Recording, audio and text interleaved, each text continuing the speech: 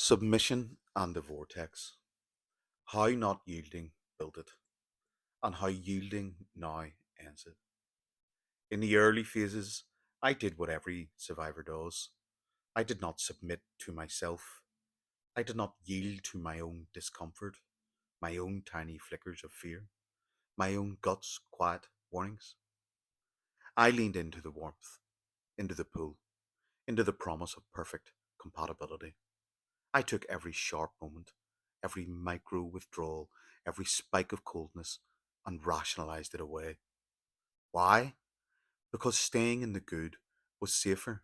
It was the part my mind could survive in. The alternative, sitting in the raw reality that something was already wrong, felt too threatening to even look at. Every time I ignored a warning, I doubled down. Every time the pull weakened, I ran after it.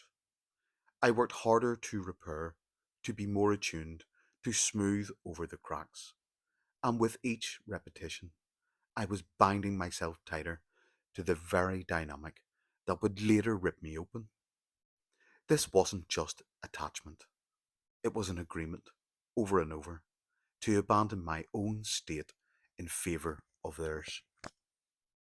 By refusing to submit to my own self in the early phases, I was feeding the vortex before I even knew it existed. Inside me, the cycles were already forming: enmeshment, idealization, engulfment, withdrawal, decathexis. Only I didn't feel them yet. They built in silence, stored as psychic weather patterns waiting for the storm. The hypocathexis, the narcissist's withdrawal of energy, was the ignition point.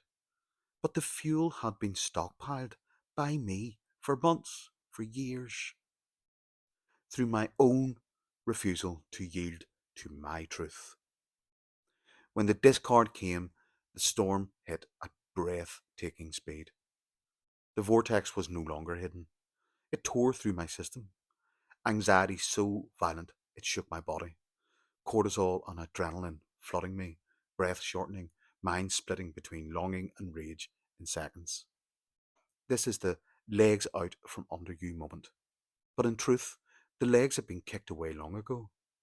I had just been leaning so far forward, chasing them, that I didn't notice I'd lost the ground. This is why submission now is so different. It isn't about yielding to them or to their version of me. It's about yielding to the injury, the fact that it dominates the inner world, that it needs attention, that fighting it only keeps it alive.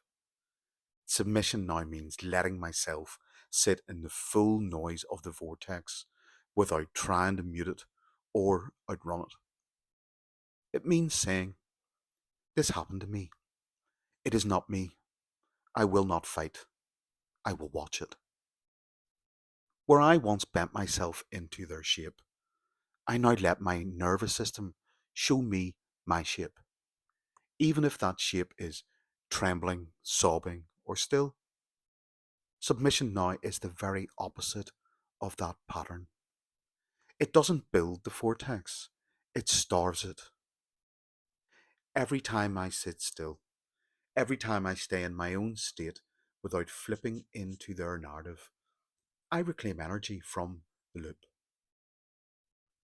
The truth is, the early refusal to submit is understandable. We all think survival means clinging to the good, repairing the breaks, and restoring the high. But the survival after discard, real survival, is the opposite. It's submission to the fact that you are injured, to the body that shakes, to the mind that spins, and to the heart that still longs, because that is yours.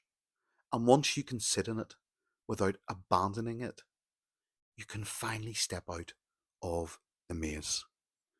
Peace out. Loads of love.